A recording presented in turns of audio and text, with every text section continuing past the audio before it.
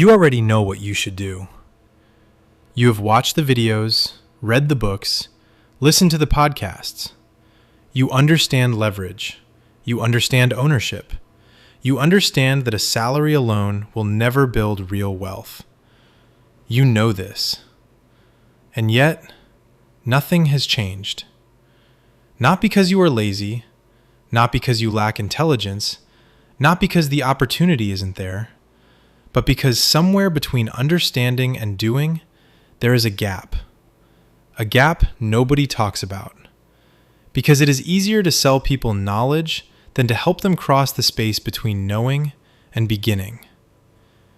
This episode is about that space. The starting trap. We are living in the most informed generation in human history. More people understand compound interest today than at any point in the past. More people know what an index fund is. More people understand equity. And yet, the personal savings rate in the United States hit a historic low in 2023. More than 60% of Americans have less than $1,000 in emergency savings. The average person aged 35 to 44 has a net worth that would not survive a single year without income. Information has never been more available. Action has never been more rare. This is not a coincidence. It is a pattern. Knowledge without action is the most comfortable form of self-deception ever invented. You feel like you are making progress because you are learning, but learning without moving is just standing still with better excuses. Waiting is expensive. Preparation doesn't compound. Action does. The starting trap is not a single thing. It is a system of 3 interlocking forces that keep intelligent people permanently in preparation mode. The first force is perfectionism. Not the kind that makes work excellent, the kind that makes starting impossible. It sounds like this. I need to learn more before I begin. The timing isn't right yet. I'll start when I have more capital. I'll launch when the product is ready. I'll invest when the market stabilizes. This is not preparation. This is the illusion of progress in the language of responsibility. The first version of Instagram had 3 filters and 1 button. The first version of Amazon only sold books. The first version of every company that now generates billions was embarrassingly incomplete. But it existed.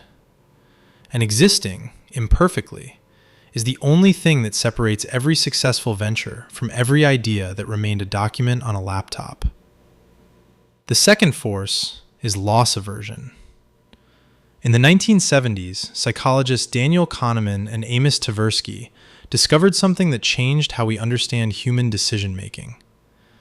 Losses feel approximately twice as powerful as equivalent gains. Losing $100 hurts more than winning $100 feels good. This is not a character flaw. It is how the human brain is wired. But in the context of building wealth, it becomes catastrophic. Because every opportunity to own something, to build something, to invest in something, carries visible, immediate, painful risk. While the cost of not starting, the years of compounding lost, the ownership never built, the gap that widens every month you wait, is invisible, slow, silent, painless in the moment. The brain optimizes to avoid the pain it can see. It ignores the pain it cannot. And the pain of never starting is the most expensive pain of all, because you only feel it decades later, when it is too late to change direction. The third force is identity friction. This is the one nobody discusses. Before you can do something different, you have to become someone different. Think about someone who has spent 15 years building their identity around being the most reliable, most skilled person in their organization. That identity feels like an asset. But the moment they try to start something of their own, that same identity becomes a wall. Because owners fail publicly. Owners look uncertain. Owners do not have all the answers. And to someone who has built their entire self-image around certainty and competence, that feels unbearable. So they wait, not for a better opportunity, for a version of ownership that doesn't require them to look like a beginner. That version never comes. This is not simple.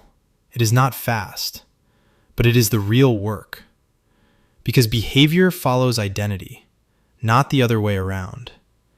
You do not rise to your goals. You fall to the level of your identity. Let's make the invisible cost visible.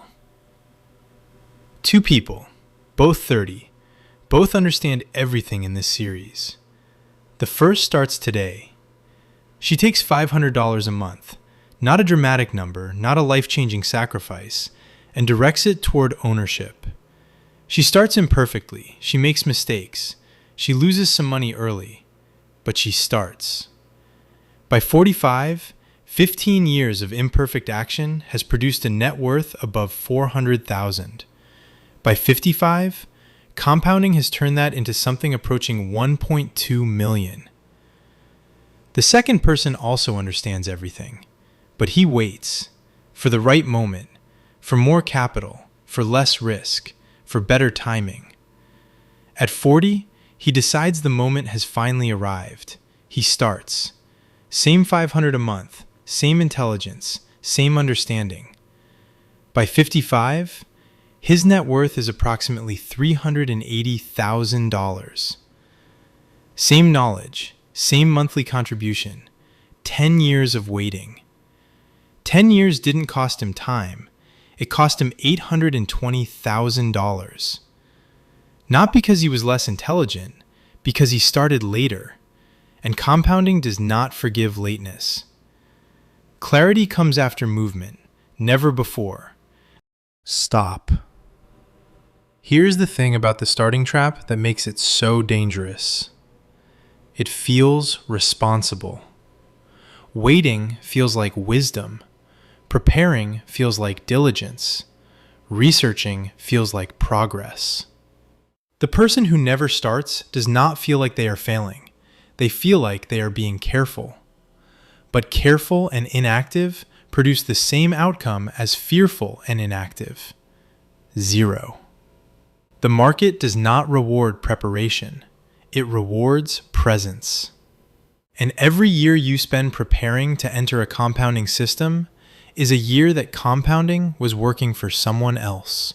There is a question that separates the people who start from the people who spend their lives preparing to start.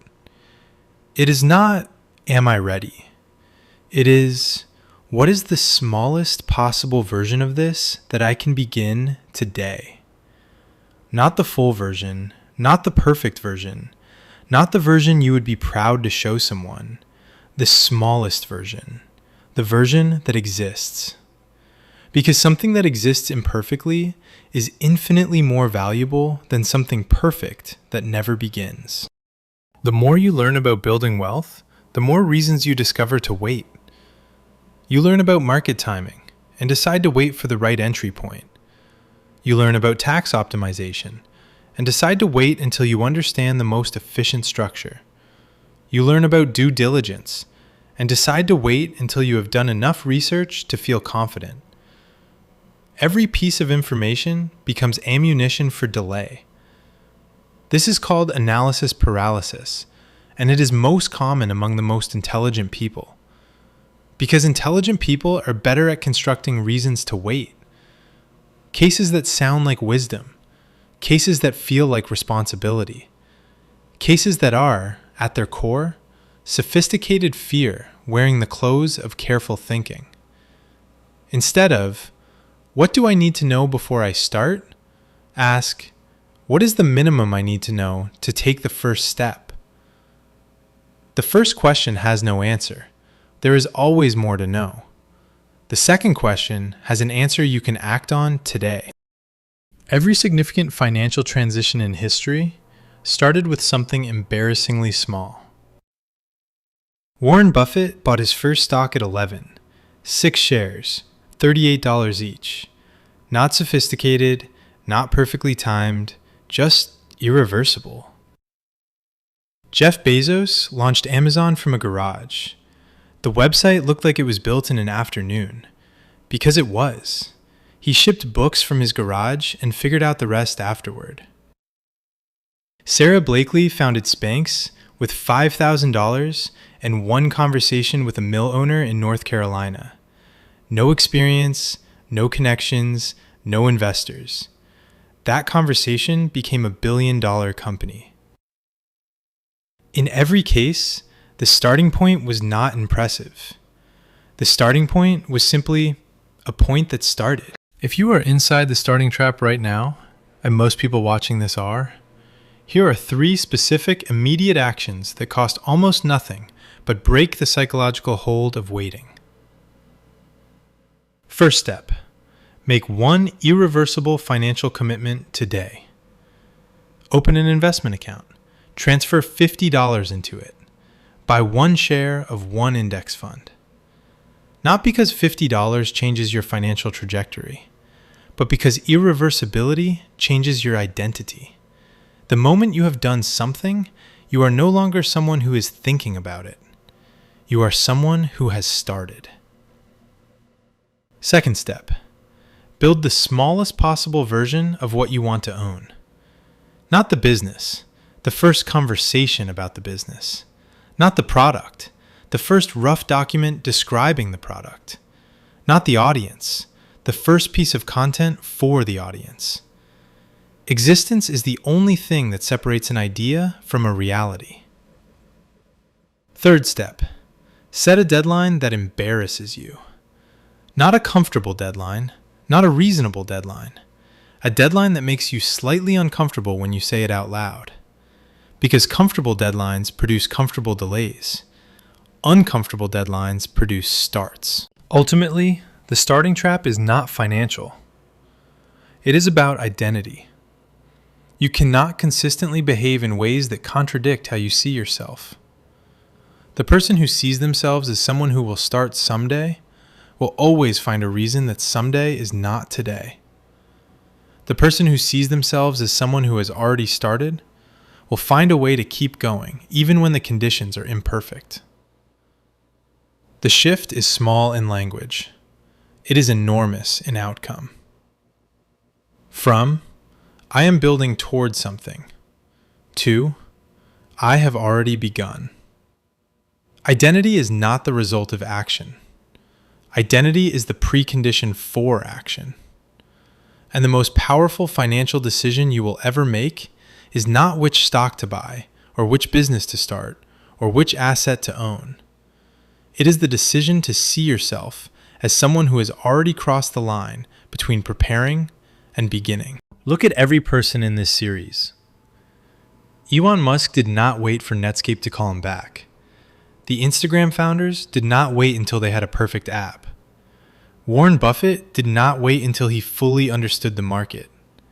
None of them started in ideal conditions. All of them started in the conditions they had. The starting trap tells you that the conditions are not right yet, that you need more time, more knowledge, more capital, more certainty. But certainty is not a precondition for beginning. It is a reward for having begun. The clarity people say they are waiting for does not arrive before you start. It arrives after, always after. And the longer you wait for it to arrive first, the longer you remain inside the trap. At the beginning of this series, we talked about a software engineer in San Francisco earning $250,000 a year. He understood the salary trap. He understood leverage. He understood ownership. He understood compounding.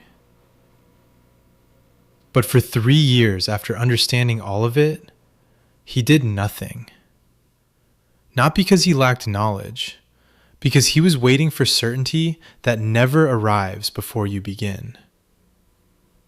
Then, one Tuesday evening, without the right conditions, without perfect timing, without complete confidence, he opened an account, transferred $200, and started. Not perfectly, not impressively, not with any confidence that it would work. just started. And that small, imperfect, unremarkable beginning was the only thing that ever needed to happen. The economic traps in this series are all variations of the same problem. Intelligence that stays inside a company, income that never becomes ownership, ownership that is always one step away, starting that is always one day away. The trap is not the economy. The trap is the belief that you need something more before you are ready. You don't need more information. You need one irreversible first move. You don't escape the trap by knowing more. You escape it the moment you move. You are not waiting for the right moment. The right moment is waiting for you to move.